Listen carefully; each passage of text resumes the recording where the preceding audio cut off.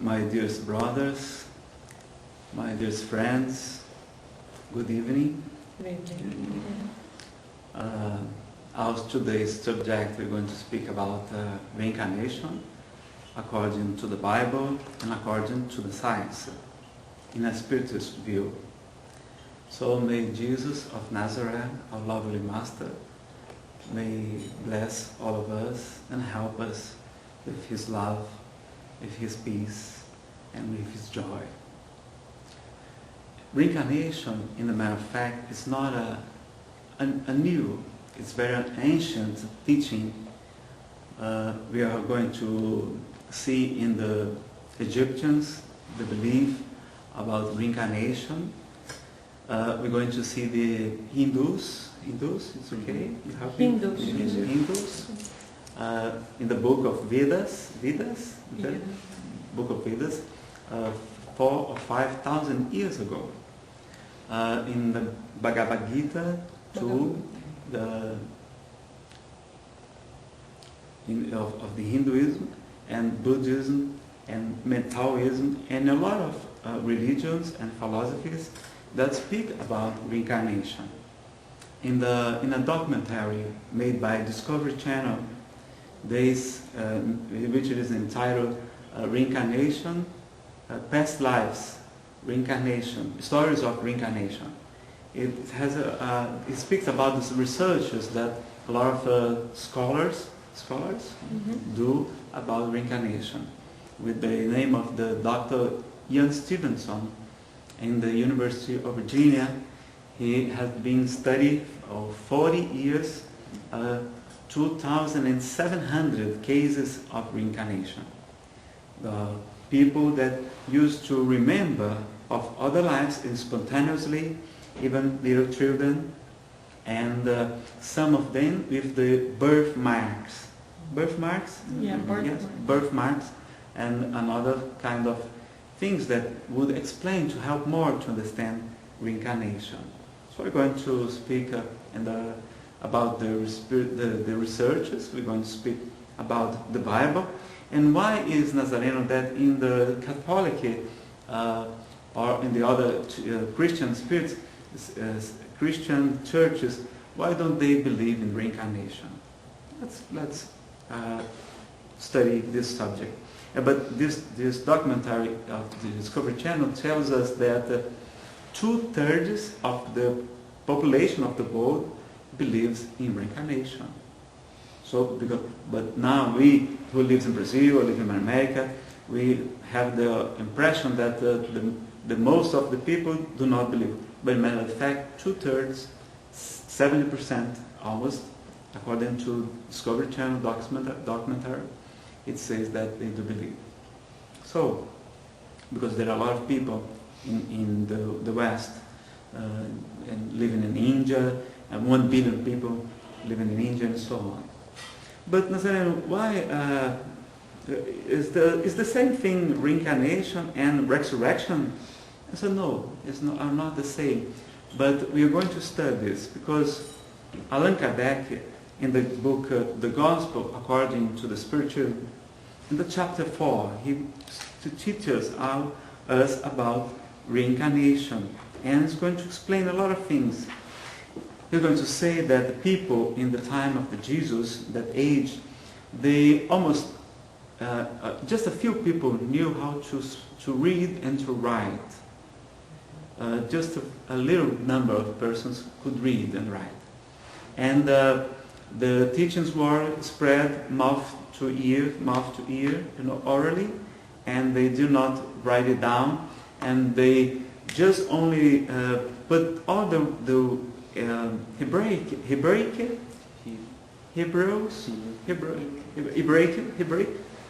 traditions in books about the age of Solomon. They were just sort of, they put together poems, prophecies, they put together laws, Moses' laws, a lot of stuff, and did the Torah, or the ancient Testament, the Old Testament. Ancient Testament. So in this so many years before, and so the Bible it's composed of many different books, written in many different ages by many different authors.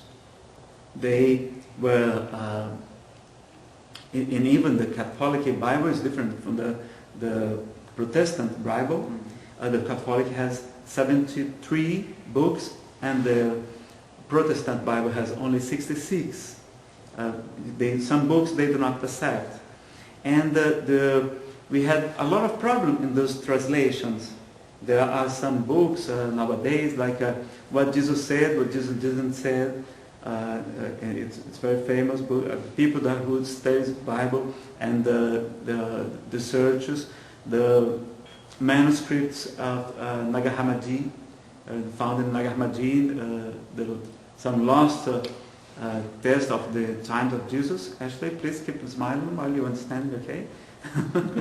And whenever I need to rephrase, I want to rephrase, okay? We're not going to worry about time, but we're going to try to speak in a good way. I'm sorry for my English. It's not. It's Cearense English. It's Cearense English. It's the English from Ceará, with my homeland. Okay. And then those teachings have been passed from father to son, and many things were lost. And these books that arrived to us, they had problems because they didn't have the press. Gutenberg only invented the press in the 15th century. Before, the people used to write down. There are a lot of people contracted as employers to write down the scriptures. So in the Christianity and the story of the Bible, we're going to have some errors made by men who write, copied, or even changed some phrases to adapt this to what they wanted. In the Middle Age, the church was very powerful. The Pope used to crown the emperors and so on. They were very powerful, and many things. And they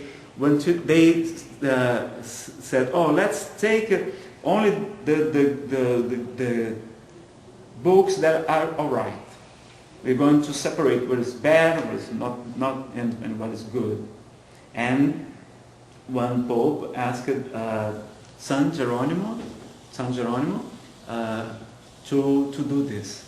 And San Geronimo said, "Well, how can the truth be in so many different regions?" Because there were a lot of books, even Gospels, that written by other people that were not being, all of them, if you put them together, who's right, who's wrong, because they were different. And then he asked, he prayed, and people say, a legend tells that a bird came, a pigeon came to his room and landed in the 4 Gospels: Matthew, John, Luke, and Mark. Okay, that's why the church chose only those Gospels, because there are other Gospels too. Every day people are discovering other regions, but there are some crazy things also. But those were chosen by the church to say, no, these are the good, these are not the good ones. And so they put this, and in the translations, even if we're going to see that people say, oh, Nazareno, reincarnation is wrong because in the Old Testament, in the book of Deuteronomus? Yeah. Okay, how? Huh? Deuteronomus. It says that we're going to see that Moses tells the people to not go to the Pythoneses, like people who you need to know the Old Testament. Not in the Deuteronomy, Moses says to the people, don't go to feiticeiros. To the witches or people, witches, mediums at that time. Mediums, don't go for mediums because it's abominable. aos olhos de Deus. Abomination. It's an abomination. You shall not go. And said, oh no, you see, the spirits cannot communicate to us because it is forbidden. Moses forbid it. And that's, yes, it's true, but we forget that why did he do this? And he did it in a right way. It was right because the Hebrew people were as captives in the Egypt at that time. And Moses wanted them to believe in only one God, which is correct.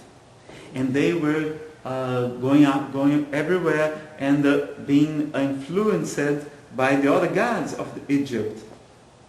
And then he said, you shall not do this, because they were using mediumship not for good things, but to revenge from his enemies, to have material favors and ask for good things and in material way. So Moses said no. He was correct. And even so, Moses had a council of 70 ancient men who prophesied. It means give a mediumship communications, mediunicist communications. It's the same thing.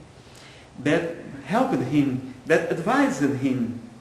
And then in the book of Numbers, you're going to see that one man named Joseph, he came to Moses and said, Moses, please repreenda. Correct or reprehend. Reprehend two of this ancient man, this wise man, Eldad and Medad. It was their names, Eldad and Medad, because they are prophesying in the country, in the fields where it was not allowed. They only could prophesy in a closed place. There was tabernacle. And so, but what was the answer of Moses? He said, I would love if all Israel could prophesy as they do. Showing us that mediumship, if it's going for the good, it's correct. It is like a knife. You can use a knife to cut somebody and take his life, but you may use the knife to cut in a surgery and to save a life. Or you can cut the bread and help and feed the people. So, Nazareno, when I have a doubt, what should I do? Use the rule that Jesus told us. By the fruits we will recognize them. If the fruit is good, the tree is good too. So, what are the fruits of spiritism? The fruits of spiritism are charity, mercy, being good, patience, help me, love, and humility, and so on. So we have a lot of good fruits. If the fruits are good, the tree is good. If you do not agree, go talk to Jesus, because he told us that. So by the fruits we recognize them. So in Spiritism we know that every kind of religion is good, because they are ways to help people to improve themselves and to make them, take them closer to God. And so we shall be aware of this. And in the moment of the Transfiguration, in the Gospel, when Jesus is on the Tabor Mountain, when he bright as a sun, he's as bright as a sun. His clothes are whitened as snow, and then he speaks to Moses, who was dead 1,400 years before, and spoke to Elijah, that was dead too. So communicating with the spirits is allowed. That Jesus did all of this. If it was not correct, he would do, and Moses would not come to speak to him. Hello. And so we're going to know that we need to understand. By the fruits we recognize them. It's a very good group. And then about resurrection and reincarnation, you're going to see that there is the resurrection. But Allan Kardec, in the chapter 4, there's the Gospel according to the Spiritism, he says us that at that time, people didn't have a lot of words. We didn't have a dictionary with 1,000 words. Just few words that mean many things, one single word. So they use the word reincarnation to mean resurrection, two things. We believe in the resurrection of the soul, of the spirit, but not in the resurrection of the meat, of the flesh, because the science proves us that as the time goes by, the flesh decomposes itself, isn't it? And so, what resurrect, and resurrection comes from the Latin, which means Latin, which means to erguer-se, to rise again, and to wake up, to raise you up. So the resurrection is of the spirit, not exactly for the soul. So this is the basic difference. And we're going to see that if we have in the Nazareno, there is under the Gospel, not in the Gospel, but in the New Testament, we have a letter of St. Paul, which is Hebrews. We have a Hebrews 9:27. Hebrews 9:27. And what is written over there? There is written, the man lives only at once, and then he dies, and then comes the judgment, as Jesus has been dead for the forgiveness of our sins, something like that. I don't have the Bible here, but then and so what do you say? The Bible is saying this, and you are saying, you're talking about reincarnation. How was that? Let's understand. And in Talmud, it's a book of interpretation of the Hebrew people. It said that you have different writings that are in contradiction. Contradiction, is it correct? You keep in mind. Contradiction makes sense. Yes, and you must get others ones, and then with a lot of information, then you're going to say, oh, this is the correct way to interpret this. Okay. And then we're going to see that, in a matter of fact, who said that? Paul has been accused of changing a lot of teachings of Jesus. We owe a lot to St. Paul because of him. He was the greatest disseminator of the Christianity,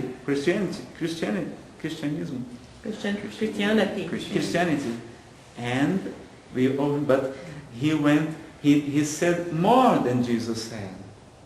Jesus had never said that. On the other hand, Jesus had told us directly 5 times in the Gospel about reincarnation. And we have only one telling, which is attributed to St. Paul, but many scholars, even the Protestant scholars, if you buy a good Bible, a big one, in the introduction to the letters of Paul, you're going to see that the researchers, of them, the exegetas, os interpretadores, the translators, they say that they are very sure that this letter, the Hebrews, was not written by St. Paul, because it is completely different style. It does not have the saudação inicial, the initial greetings. epilogue message. What? Message? Yeah, the beginning of the message, the introduction of the letter, is different. It is very different from the other ones. They think that maybe a Jewish person wrote it, but not St. Paul. Because many people wish to do this. Oh, I will say that it's Paul's, and send a letter, and they will, okay, so we need to take care of it. We need to research for the truth, as Jesus has said, because the truth is going to set us free. Okay? And so we should say, in my case I say, who am I going to stay? I'm going to stay with Jesus, which is the most perfect spirit that God offered to humankind as a model and as a guide, or that spoke 5 times about reincarnation, and many other times indirectly about reincarnation, or am I going to stay with a letter that nobody knows who's this letter? Right, the author. I think it's better to stay with Jesus, isn't it? And the logical, with the logical too, we're going to understand that God is so much more just when we see through the eyes of reincarnation. Why some people is born with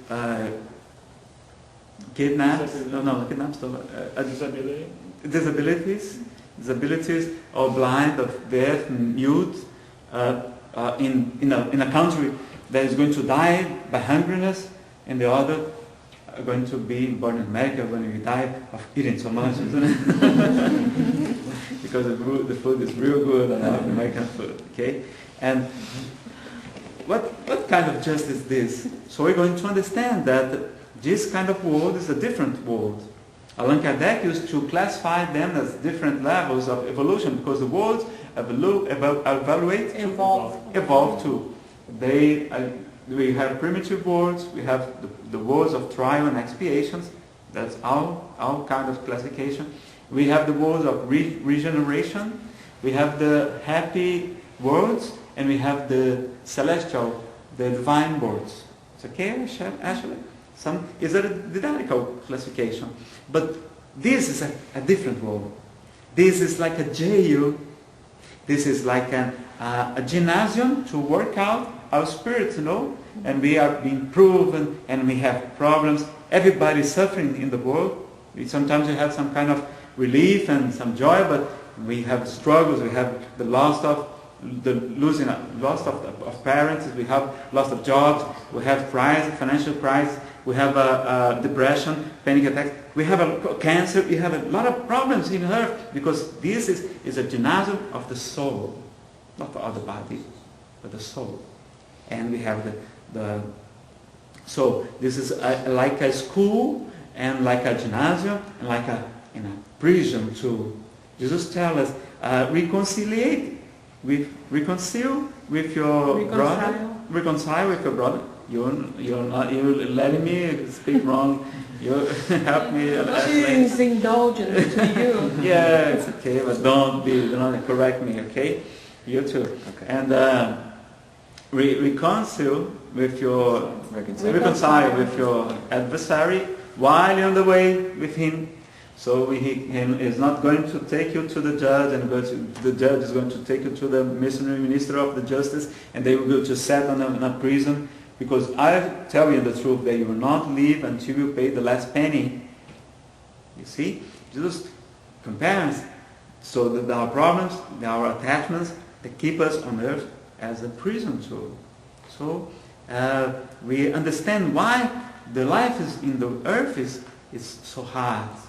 Because it's a trial and expiation world, but it's becoming a regeneration world. And the times are changing. Yes, it's the end of times that Jesus used to tell us. Yes, the earth is changing. We're going to speak if there's enough time. So, in the Gospel according to Spiritism, we're going to see that a lot of people, let's say, we're going to see that the Jewish people did believe in reincarnation too, not only in resurrection, but because they say, when Jesus came to the region of Caesarea Philippi, he asked his disciples, who do people say the Son of Man is? They replied, some say John the Baptist, others say Elijah, or Jeremiah, or one of the prophets. They show with this question that they believe that it was possible for one of the old prophets who was dead could raise again, to be born again. They believed in reincarnation. Okay? But what about you? Jesus repeated. Who do you say I am? And then Simon Peter answered, You are the Christ, the Son of the living God. Jesus replied, Blessed you, Simon, son of Jonah, because the flesh and blood did not reveal this to you, but my Father in heaven. Because Jesus, it was the first time he incarnated in earth, because he was a pure spirit before the creation of earth.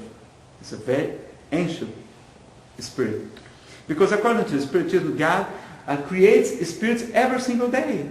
They have been born and they are created simple, very simple. The spiritual principle, they are not spirits, they are not human spirits yet. And then with the million of years, they are going evolving until they get to our condition. And we are going to evolve into the condition of angels, because God is just. God is fair. He would not create the angels, the spirits that are in heaven for all joy, happiness, and so on, peace, light. Or the ones that, like demons, that were created only to suffer and make others suffer too. No, we don't believe this. And others in the middle, we are us receiving the influence of one another. And no, for us, we are the angels are older spirits. We are middle-aged, and we call demons. In a matter of fact, most of them are only the souls of men that was dead, and sometimes that are angry with us. But it made bad things to them in this thousands of years of wars and torture, inquisition, crusades, and so many bad things they have done all of those days, the slavery, and so on. Then they are still attached to us, as Jesus said, we're going to be attached to them. You know? And but Jesus was the greatest medium of all times. He was to see the spirits, listen, talk to them. He did cures. He prophesied the future of the breaking down of the temple of Jerusalem and the year 70 and so on. Jesus walked over the waters. Walk over? Walk on the water. Walk on the water and so on. So Jesus was a great man, showing us that mediumship used to the good is a good thing. It's a sane thing. So, but in the other passage we're going to see in Matthew 17, after the transfiguration, that moment that I said, his disciples asked him, why then do the teachers of the law say that Elijah must come first? Because there was a prophecy that Elijah should come first before of the Messiah. That was Jesus. Jesus replied, to be sure, Elijah does come first and will restore all things. But I tell you, Elijah has already come, and they do not recognize him, but have done to him everything they wished. In the same way, the Son of Man is going to suffer at their hands. But the disciples understood that he was talking to them about John the Baptist. So Jesus was talking about John the Baptist. That was the reincarnation of Elijah. And the angel speaks to Zacharias, the father of John the Baptist, that he would come with the strength and the power of Elijah, because he was Elijah. We understand. And we're going to see that even the death of John the Baptist was the same thing that he has done in the past as Elijah. Because in the contest with another saints, sacerdotes, the 100 priests, 100 priests of Baal. It was a god on that daytime. In the contest, Elijah wins, and then he said, I want you to cut off the hands of the 100 priests. Yes, decapitated. And then he is reborn, and then he dies in the same way that he did the others die. Showing us the law of cause and effect. Isn't it impressive? Yes, it's impressive. Of course, as according to Spiritism, there's not karma exactly. There's a law of action and reaction, but we may change our karma if we do good things. Okay? Our karma is dynamical. Dynamical is okay? Dynamic. dynamic, you may change your future doing the good things. Because the love covers the multitude of sins. Because she loved us so much, her sins were forgiven, and so on. You need to do charity and be good to the other ones, to forgive and so on. And another moment, Jesus is going to speak about reincarnation. Now there was a man of the Pharisees named Nicodemus. Nicodemus? Mm-hmm. Nicodemus. A member of the Jewish ruling council. He was a very high priest. He came to Jesus at night and said, Rabbi, we know you are a teacher who has come from God. For no one could perform the miracles you are doing if God were not with him.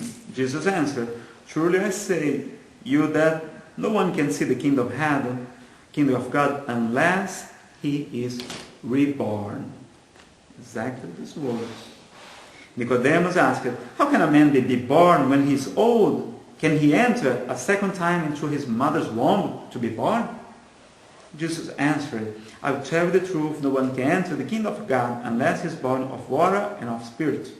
Flesh gives birth to flesh, but the spirit gives birth to spirit. Do not be surprised at my saying, you must all be born again. The wind blows wherever it pleases. You heard the sound it makes, but you cannot tell where it comes from or where it's going. So it is with everyone born of spirit. So Nicodemus asked him, how this can be? And Jesus answered, said to him, you are a teacher in Israel and yet do not understand those things?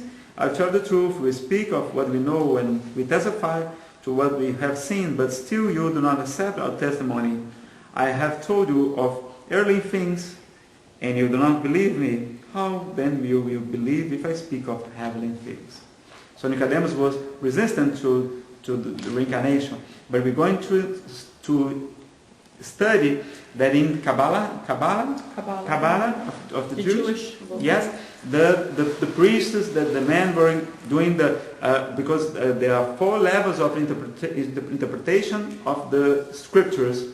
The first level, there is the literal one, letter by letter.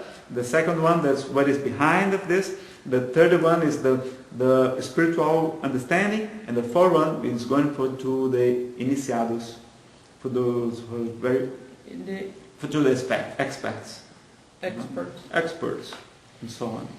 And but they have a word to reincarnation, which is Gilgum Neshamot. It is in Hebrew I'm speaking. In Hebrew. Gilgum Neshamot. It means reincarnation. It means the wheel of the souls, the transmigration of the souls. Okay, transmigration, is it okay? Transmigration. Transmigration is like transmigration. They come and go, travel, and so on. And there's a lot of other passages that we're going to see in the book of Job and any others. It says another time, it said, from the days of John the Baptist until now, the kingdom of heaven has been forcefully advancing, and forceful men lay hold of it. For all the prophets and the law prophesied until John. And if you are willing to accept it, he is Elijah who was to come. He who has ears, let him hear. Because Jesus had some teaching that many people couldn't understand because he spoke to the thousands of years later. Okay? But Nazareno, why the church, if you have the scene, there are the Isaiah, and other words, we don't have time to speak of them. But there's a historical problem too. Because the scholar says that in the beginning of the Christianity, the people used to believe in reincarnation. Many people did. Not all, but many.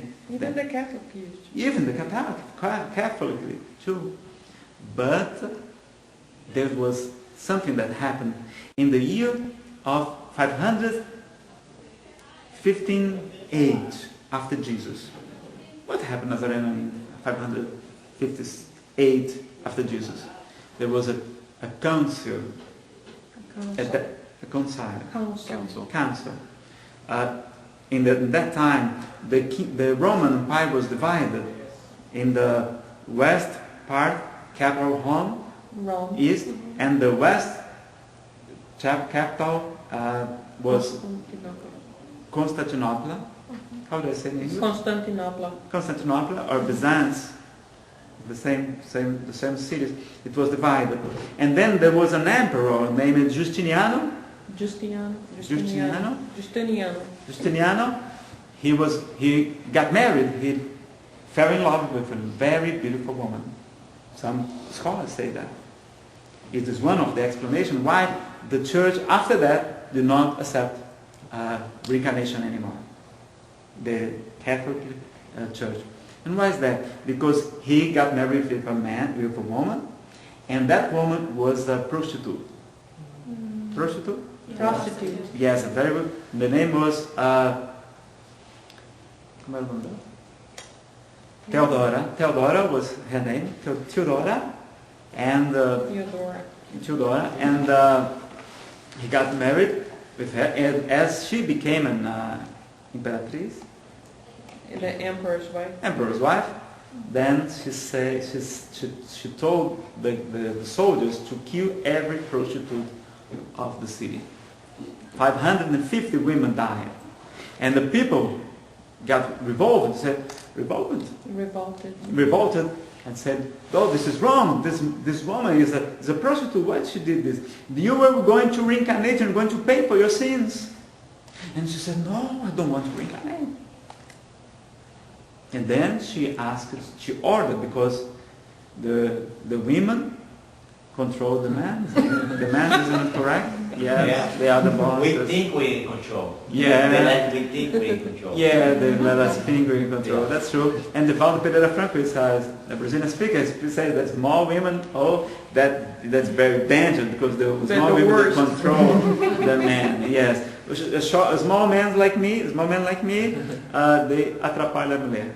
They disturb the women. And so after 9 years she was there, he accomplished his goal, which is to his promise. He accomplished his promise.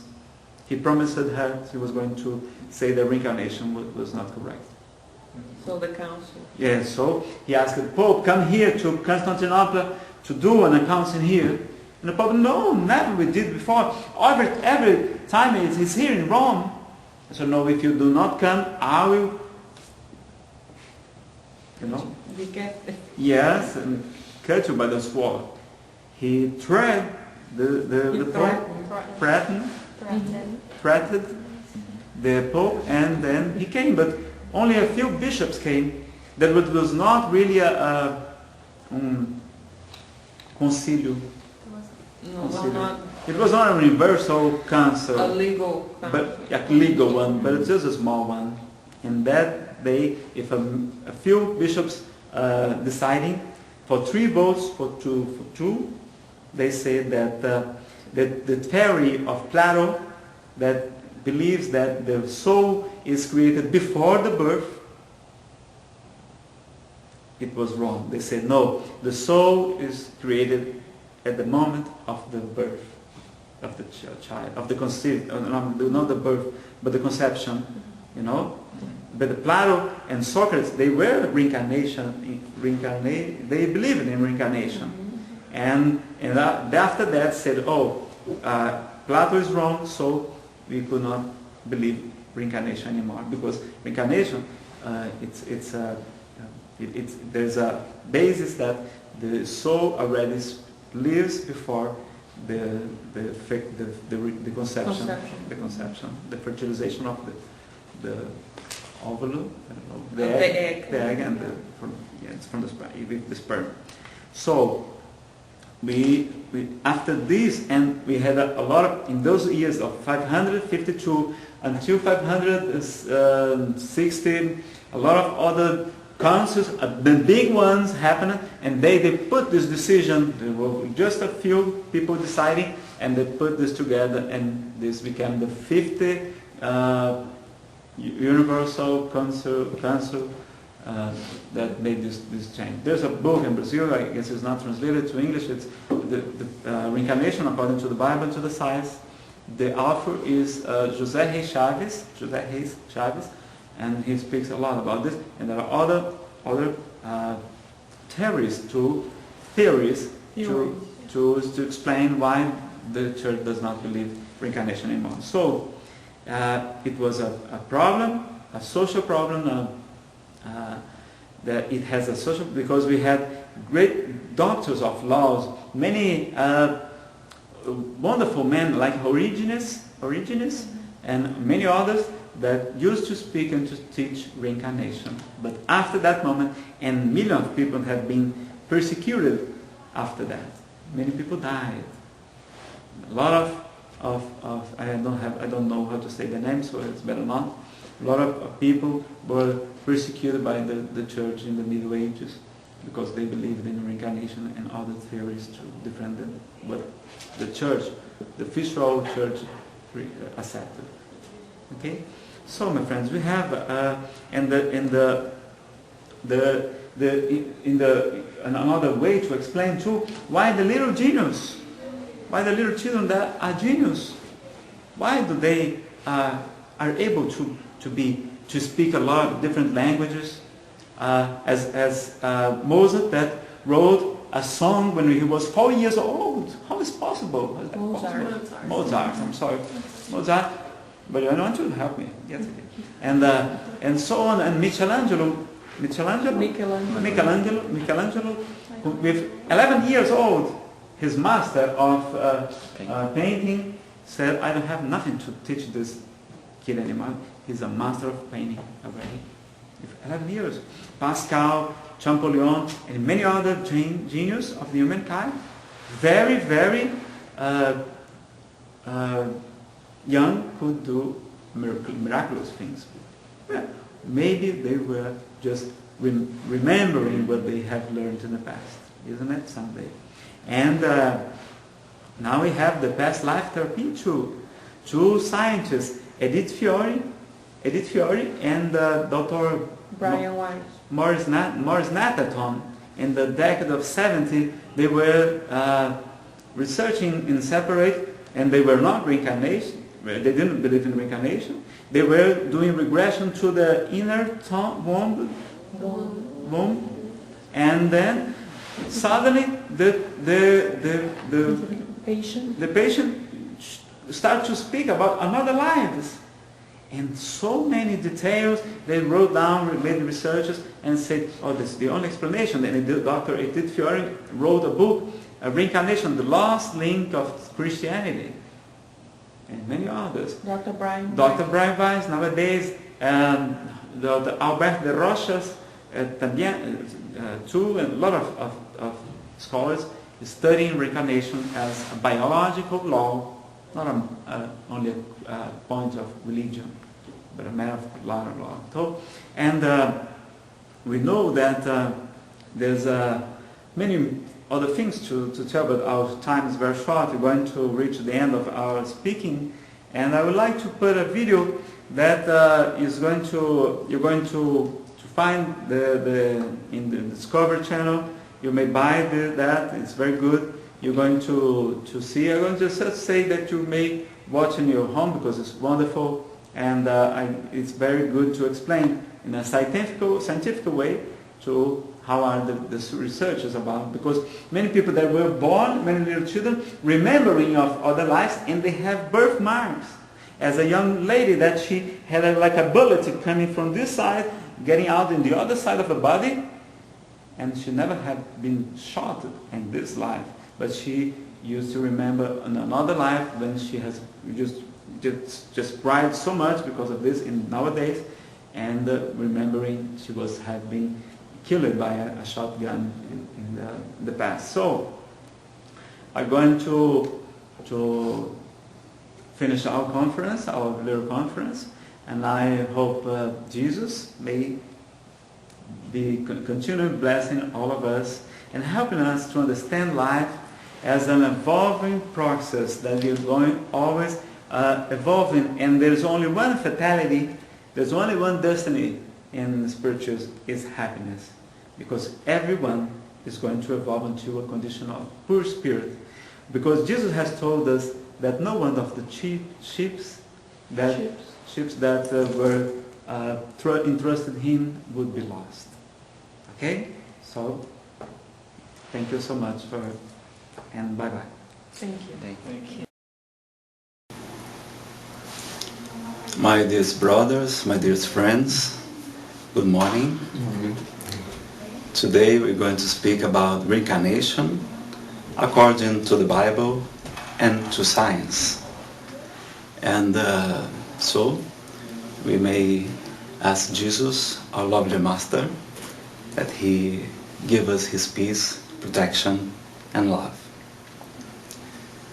Reincarnation indeed is not a modern stuff.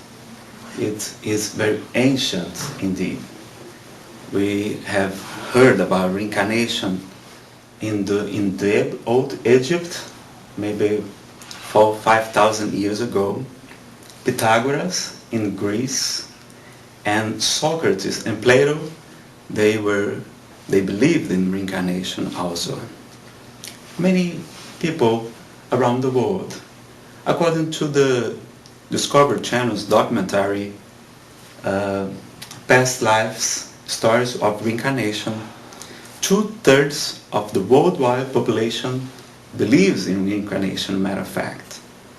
Because we are here in the east side, where reincarnation is not as usual as in the west side, we may believe that it's not very common. But a lot of philosophies and religions preach reincarnation, like the Buddhism, Hinduism, Taoism, Confucianism, Brahmanism, and a lot of ancient philosophies and religions speak about reincarnation. There's a lot of people living over there, like in India, 1 billion, and a lot of people in Japan, Chinese, and so on.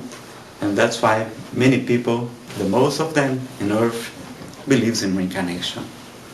I have recorded this lecture in English too, speaking more about the Bible.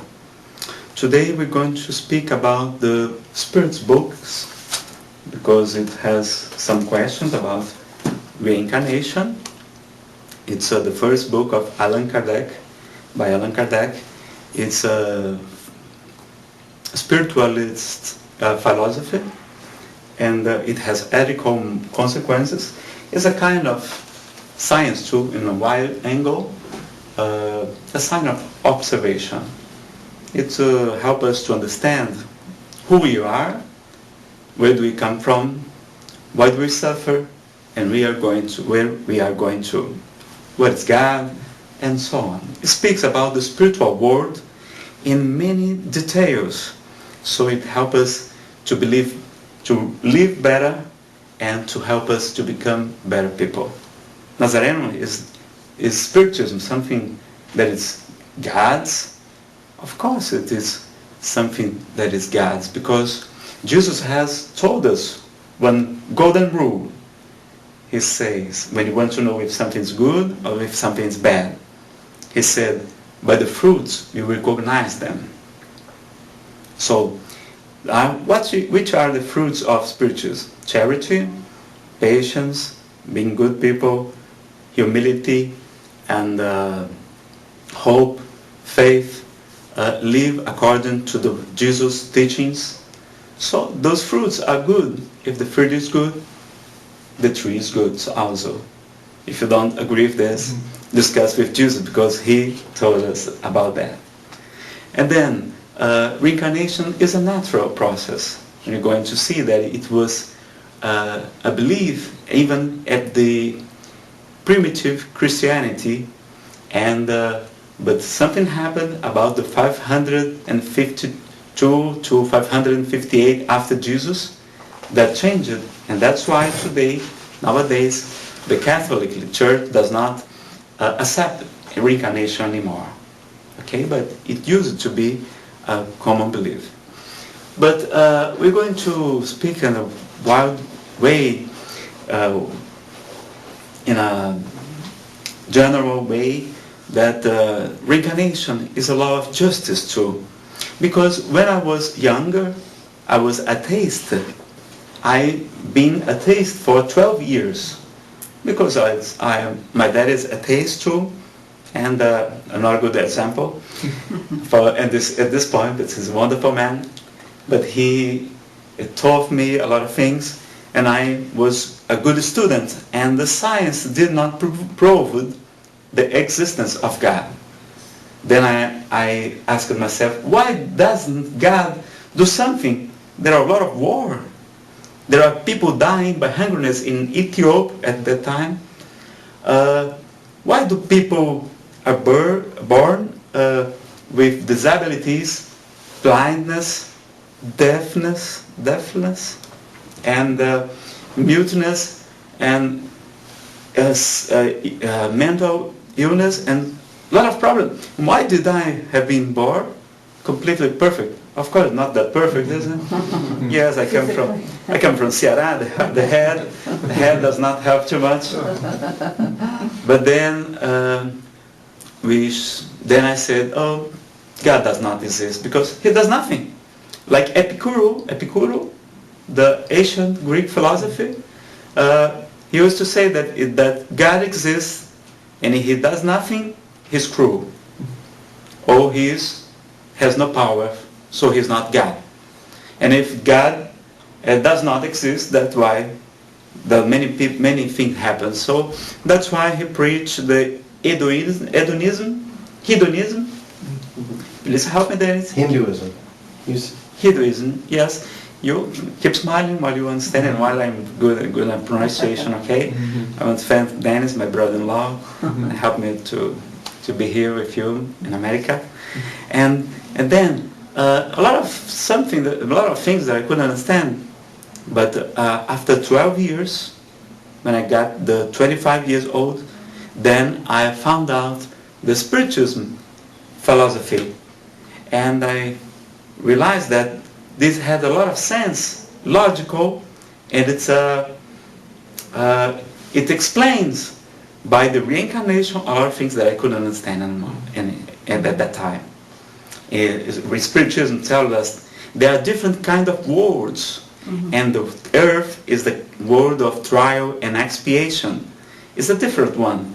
There are the primitive worlds, the worlds that are being created. For the first reincarnations of the spirits that are being born, very simple, because God produces spirits every single day, but they are born without knowledgement. They are born simple as spiritual principles. They are not soul yet, but spiritual simples that evolves to a higher position till we get the angel position. So there are no privileges. There are no angels that were born as angels, and there are no demons, evil spirits that were born to be evil and to suffer, and the others just to be happy, and we in the middle. No, they are our older brothers, and those they call demons are evil people who has disincarnated, that we are on the spiritual world and may have some problem with us. And they have the free will, and God respects our free will. So I started to understand a lot of things. And reincarnation is going to explain, when we reincarnate in a world like Earth, there is a trial and expiation world. It's like a test, a world, because the real life is the spiritual world. Like Jesus said, my kingdom is not from here. My kingdom is in heaven. Is it correct? Did I say it? Almost like that. And then, so that's why in Earth, as is a trial and expiation, expiation means you are in a purifying process. You are in a depuration process. It means according to the dictionary, expiation means that you are as in jail, paying a sentence Paying a sentence? Debt. That's A debt. But a sentence, as in a tribunal, yeah? But our tribunal is our conscience, is one question of the Spirit's book 621. So it's not God that judges, but ourselves, that when we arrive at the spiritual world, then we see, oh, I've done a sort of lot of bad things on earth. I have prejudicado, affected, damaged some people, have hurt some people. Oh, I will go back and I'll try to help them. You know, that's why we reincarnate too. We are here to evolve, and we are here to learn to love and to become angels. We are very far from that, but we are on the way. So the reincarnation is going to explain a lot of things, because some spirits, they do reincarnate in different manners, different ways, so they may develop them faster than if they were just in the spiritual world in a good position. You know, Earth is like a gymnasium that you work out your body, but Earth you work out our spirit. And a friend of mine used to say, Nazareno, the spirit only evolves when he gets married. What? What are you talking? He was the president of the Spirit Center in Fortaleza, Mr. Monteiro. And so, what are you talking about, Mr. Monteiro? Yes, the spirit only evolves after he got married. And why is that? It's because after you got married, you learn patience, tolerance, renounce, resignation. Yeah, a lot of things that living together is going to help us to develop. So live in the earth is a trial, is a test, because we are going to be a better world, because the world evolves too. And earth is going to become a world of regeneration. It means a time that the spirits may rest a little, and they are going not to suffer anymore like we do here, and they are almost going to a happiness world, because after that we're going to have the happy worlds, and after that we're going to be in divine worlds. So it's an evolving process, and the only fatality, the only destiny that is completely fulfilled is that everybody is going to be an angel. Like Jesus said, no one of the chips that my dad, my father has entrusted me will be lost. So, yeah, and this time we're going to learn and to see that a colheita é livre. The harvest is free, but mas a semeadura é livre, mas a colheita é obrigatória. The sowing is free, but the harvest is an obligation. Is it correct?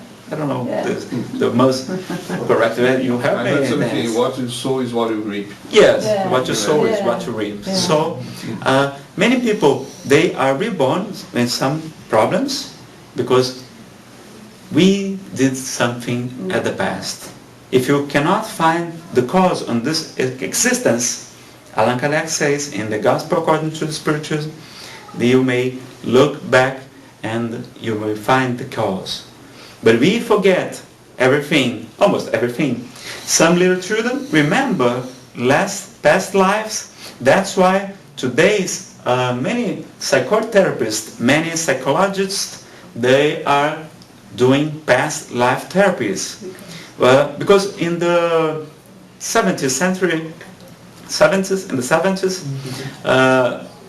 of this century, of course, they were doing regression to the inner womb, yes, looking for traumas in the inner womb life of the babies. Edith Fiore and Dr. Maurice Natterton, they were doing separate researches, and both of them found out that the patients sometimes regress to another life and start to speak with a lot of details that they have checked it out, and where they will say, what is going on? And they did not believe in reincarnation. As a matter of fact, Edith Fiore is a Protestant person, and Protestants usually do not believe in reincarnation. Then she wrote a book, Reincarnation, the last link of Christianity. I don't know if it's the correct translation, but in Portuguese it's just that, reencarnação, o elo perdido do cristianismo. And a lot of people start to study this. Dr. Brian Weiss, Ada, and I did a course. I did a training. As a psychologist, I was in the psychologist university and psychology university. Help me, Dennis, please. You're doing fine. You are doing fine, just like that. And but I need to improve my English skills, so you help me, please. And I did a training of past life therapy with Dr. Roger Woolger. He's from England. He's a PhD in comparison of religions, and he has many years doing regression and courses all over the world. And then I had the chance to be over there, and it was then he has a book, The Many Lives of the Soul. In Portuguese, As Várias Vidas da Alma. And he teaches us that some trauma may overcome from the unconscious. And what we call unconscious would be our extra out brain memories. How do you call this? Extra cerebral memories? Extra cerebral. Extra cerebral, thank you, memories. And they help us with some kind of phobias. Phobias. Some kind of phobias, some kind of panic attacks, and some kind of depression. They may have a cause, because sometimes the reincarnation helped us with the forgetting the past, because it's useful for us. But sometimes some of these memories that we were very strong, very strong traumas, then may come again. They may appear from the unconscious. That is, in the spiritualism we call it perispirit, which is the astral body, and it's like a memory of our doings, and it's our shape. It's the shape that helps the cells to know what to become. When we are in the fertilization moment, the egg starts to multiply, and some cells become muscles, sometimes become fat, sometimes bones, eyes cells, and liver cells, blood cells. And who does tell them to do that? It's not only the genes, because the perispirit, the spiritual body, or the uncorruptible body that Paul used to preach on his letters in the Bible, it is the mode that is going to tell us ourselves what to do. And we have the information, the genes, but the perispirit influence the genes, so they change sometimes. Sickness appear in a period of time, and so on. And then there are a lot of researchers.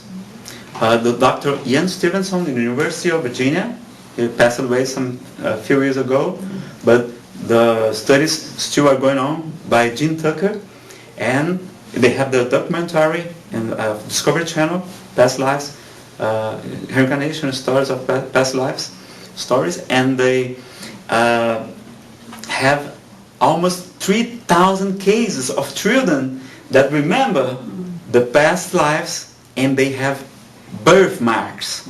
You know birthmarks? And in Brazil, even the Dr. Hernani Guimarães Andrade had a book, Reincarnation in Brazil. He studied a lot of cases, and he took 8. Then it was very impressive. There's a lady, had been shot, not in this life, but the life, and she has the birthmarks of a bullet coming from this and getting out to the side. You have the picture, and when she do regression, she cries a lot, and she remembers she has been shot by a gun. And there's many cases. Dr. Hamendra Nath Banerjee in the University of Jaipur in India too, and Dr. Borison, and a lot of people are studying reincarnation. But the problem is that we don't want to reincarnate, as a matter of fact. We do not learn to love life, we just fear the death. Many people are not interested in studying reincarnation because it has a lot of consequences. If the soiling is free, you're going to harvest after. So even what we do to our body may have consequences in the other lives. Some young kids are being born with liver problems, and the doctor says, I don't know what happens. They have not a problem. What did happen? She never drink it in this life, just being born. But maybe in the other life they are alcoholic people. Alcoholic? And some are being born with lung problems, and maybe they have been smoked too much in the past life. And many other consequences, like if you commit suicide, normally it will affect your perispirit and you have consequence. So it's not God that it's unfair, but we did something. In this life, if I cut my hand off, my arm off, and the people look at me and say, oh, you don't have an arm? So God is unfair? No, I did cut my arm. God has nothing to do with this. God is not responsible for that. And I have the free will to do this. And then imagine that if I was reborn, maybe even with the reincarnation, it's very close to one life to other, because we stay a lot of time in the spiritual world. There's not a rule, are you going to disincarnate now? You will reincarnate in some years. No, there's not a rule. It can be 1 year, it can be 1 day, it can be 1 century. Doesn't matter. And we may bring all this. In the Buddhism, they call it samskaras. It's like scars on the soul. No?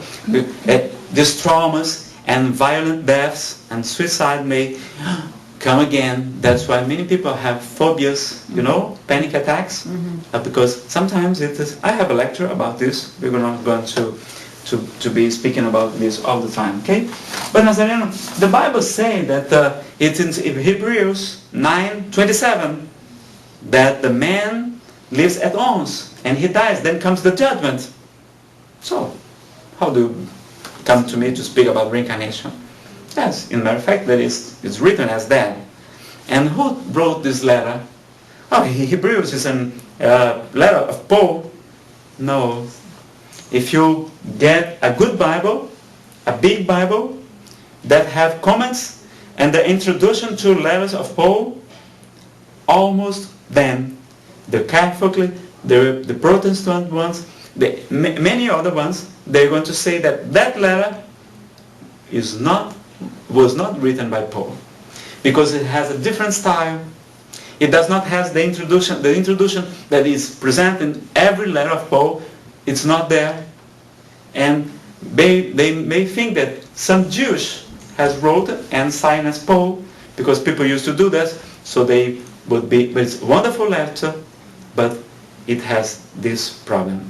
And we believe that the Middle Age church, they do not want to accept the reincarnation too, because they would like to spread that the salvation, it depends on the church. If you give things to the church, like indulgences, indulgences, they pay tithes, but a lot of money. If you do money for the church, if you give money, lands, treasures, then they will save your uncle that is on purgatory. Purgatory is an invention of the church. It is not in the Bible, but they created this because there is only hell and only heaven. There was not a middle state. And the Spiritism, no. The Spiritism says that there is no eternal hell, there's no eternal condemnations, and there's no eternal, there's the eternal and the pure happiness, but only when it got as a pure spirit state. So, if you take a look at the Bible, you're going to see 5 occasions that Jesus spoke about reincarnation clearly, 5 times directly, and many other times that he spoke indirectly away. Because he said, this will happen before this generation goes. How is that possible? And the prophecies were for the future. He was speaking about the destruction of the temple in 70 BC and many other problems that are coming. But the regeneration of this plan. I'll just read some of them. It's going to be very, very quick. In the chapter 4, the gospel according to the Spiritism, there is the same than the regular gospel, but it has comments. And Allan Kardec took only, he divided the gospel in 5 parts. The daily actions of Christ, their prophecies, their miracles, the words and the phrase that became dogmas in the church, and one special one, the moral teachings. Then in this book, he studied only these things. The other things he studies in other books like Genesis, Heaven and Hell, the Medium's book, and the Spirit's book. But this, he took only the moral teachings. There's a more important part, and there's no discussion about this, because what is important in spiritualism is a being good person. We don't say, oh, if you become spiritualist, you're going to evolve, you're going to be a better person. No. The only thing spiritualists say, you shall be a good person, and there's salvation on the quotes for everyone, because no one of the sheep that God entrusted Jesus would. Then we're going to see in Matthew. We're going to see that the apostles, they did believe in reincarnation. So they asked Jesus, they say, his disciples saying, who the men say the Son of Man am? He asked it. And they said, some say that you are John the Baptist. That was just about there. It would be impossible. They are cousins. Some Elijah, and others, Jeremiah, one of the prophets, because they believed that the old prophets could rise again. They could reincarnate, be in the body again. Because we believe in resurrection, but of the spirit, not of the flesh. The flesh decomposes on the ground, but the spirit goes ever. We are immortals. So, they believe that it will be possible. That's why they say to Jesus that, oh, you shall be Elijah, or Jeremiah. The people say that. But Jesus went on. He does the first incarnation on earth, because Jesus was already a poor spirit at that time. And many others, I really don't have enough time to take it all, and we have recorded the others.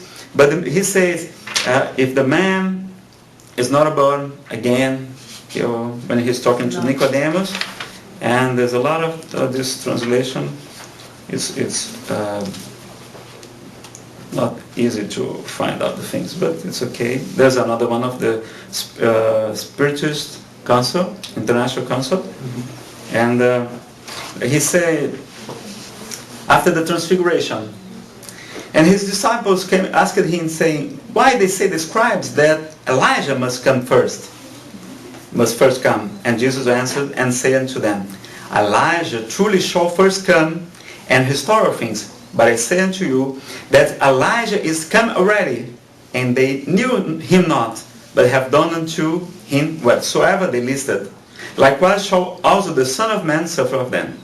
Then the disciples understood that he spake unto them of John the Baptist. So Jesus said that John the Baptist was Elijah reincarnation. And you may see, he died in the same way that he made a lot of people die, because they were in a contest with the priests of Baal, and he asked to cut 100 Baal priests' heads off, and that's why he may have died as decapitated, and so on. And we have two, the other when he speaks to Nicodemus, and many other. Then he asks, when the disciples ask, who committed a sin, he or his parents, when they were talking to a paralytic? The blind man. The blind man, yes, you're right, the blind man. Because they believed that it was possible that the grandfather could come as a child again and The fourth generation. harvest what he had planted. Then what they had, but in that case it was not Jesus explaining, and so isn't the book of Job, Ezekiel, Isaiah. There's a lot of passages on the Bible that you're going to see about reincarnation, but it is using not because Allan Kardec tells us in the chapter 4 that they use the same word to explain, to mean reincarnation and resurrection. Nazareno, do you believe in resurrection? Yes, we do, but not the resurrection of the body. And if you take a look, and Jesus has told us about that when he did only 3 resurrections in his life. First, we should ask if he could raise the dead. Why did they only save 3 people? Why they didn't raise up his father that disappears, or John the Baptist, which was the greatest prophet in that time? And why didn't he do it? Because he explained to us that he did not raise the dead, in a matter of fact, but they were in a kind of lethargy. The doctors call it catalepsia. Catalepsia. They look like death. It's an apparent death, and he had 3 opportunities that is on the Bible, and he did a resurrection, but the person was not really dead, and he tells us that. The first one was the daughter of Jairus' daughter. Then when Jesus comes to his house, the people are playing flutes because they thought she was dead. And Jesus say in every Bible is this, even the Catholic, Protestant, because there were a lot of many changes over the times, but he says, why do you cry and you are in sorrow? She's not deaf. The girl is not deaf, but sleeping. She was like a sleeping metabolism, like the bears in the winter. They go to the ground and they look like that. The metabolism decreases so much, and sometimes the extremities of the body may get purple because they start to decompose it. But there's still life on the body. And Jesus said, the girl's not dead, but sleeping. Then he comes in and says, Talita Kumi. He says, girl, I order you, get up. And she wake up from the apparent death. This was necessary to the people who could believe that Jesus was a Messiah, because they didn't want to believe that. And the other point with Jesus, we don't have in these Gospels the explanation. Yes, the son of the widow, we don't have an explanation. But Jairus, he did it again. Came a lot of people from Bethania, where Jairus lived with Mary and Martha. I don't know if it's in English, it's okay. And they tell Jesus that Jairus was very sick and ask him to come. He does not go. And the apostles look into the others and they say, why doesn't he is not going? He waits some days and then he said to the hospital, let's go see Jairus.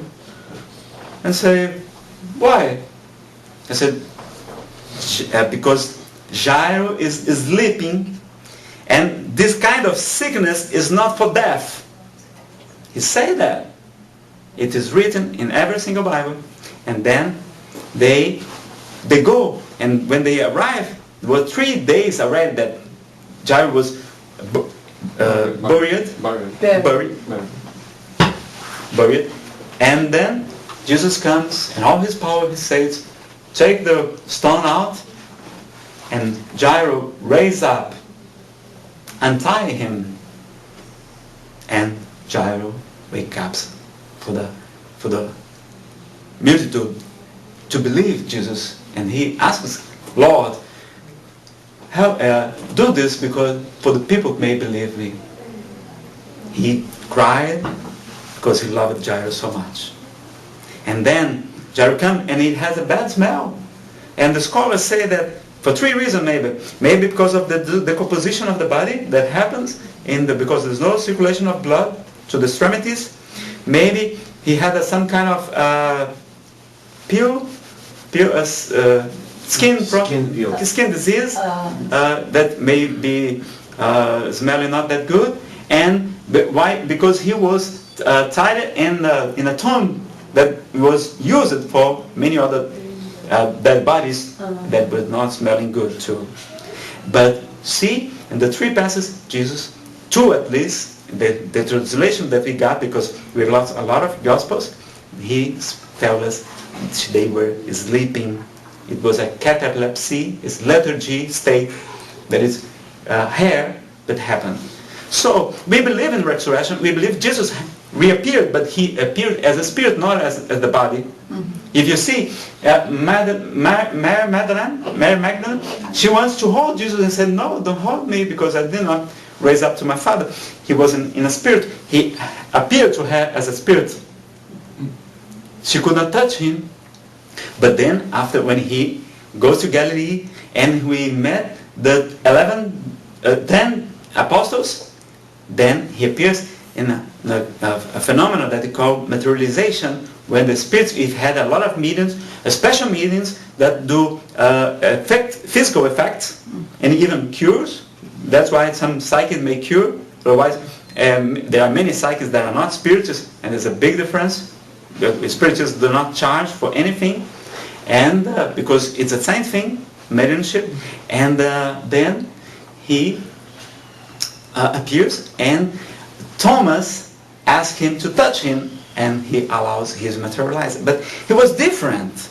You see, like, is he walking to Emmaus, a city, a small city with two disciples, Emmaus, and they don't recognize them. They walk with them, stay together, and then he suddenly disappears. And he comes into the room when he's going to speak to the apostle and Thomas, and it was closed doors. He comes through the wall because he was as a spirit appearing. So we believe in resurrection of Jesus, yes. When he goes to the boat, and he's on the beach, and they are trying to fish, and they get nothing, and he says, "Oh, to try the other side," and they do, and they get plenty of fishes.